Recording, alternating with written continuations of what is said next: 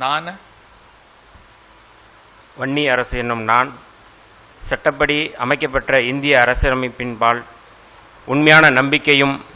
மாறாப்பற்றும் கொண்டிருப்பேன் என்றும் இந்திய நாட்டின் ஒப்பில்லாத முழுமுதல் ஆட்சியையும் ஒருமையையும் நிலைநிறுத்துவேன் என்றும் தமிழ்நாட்டு அரசின் அமைச்சராக உண்மையாகவும் உளச்சான்றின்படியும்